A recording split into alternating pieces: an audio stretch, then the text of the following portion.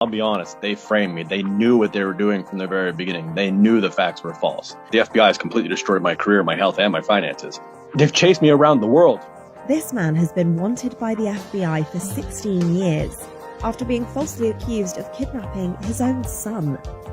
My name's Chad Hauer. I'm originally from the United States.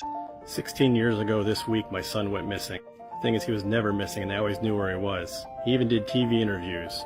He's now 26 and continues to do TV interviews saying he's not missing. This is how I became an international fugitive wanted by the FBI and Interpol.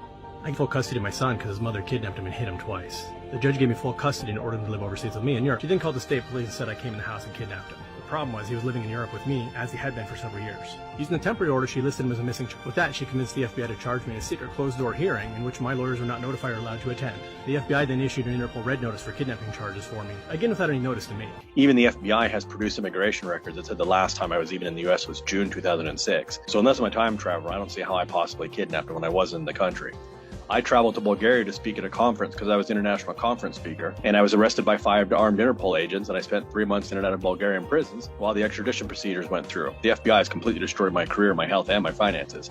They've chased me around the world. My son's now 26. He was listed as missing until July of this year. They only removed him after I made a viral TikTok and tagged him. Despite that, the FBI is still after me. I'll be honest, they framed me. They knew what they were doing from the very beginning. They knew the facts were false. And now that I've been able to stand up to them, they don't want to admit that they've done wrong because it's going to destroy several people's careers, and it's going to open up to civil liability where I can sue them. I'm asking you to help us gain the media attention. I'm slowly and very painfully dying, and I need urgent surgery to save my life. I need to travel for this, but I can't. Please ask questions in the comments. The comments really help out boost the video. 2010 or 2011, I first had to go to the hospital, and we found out that I have some sort of chronic kidney disease. Since then, I've often passed hundreds of stones in a single month. I am in trouble levels of pain nearly every day. I have only left the house approximately 5 times in the last year. I need to be air evacuated urgently. The doctors are quite amazed at how I'm alive at all. And unfortunately, right now, I'm in a race which is going to take me out. Sepsis, kidney failure, heart attack, or stroke. And I need to get out of here. And the DA knows all of this. Where am I?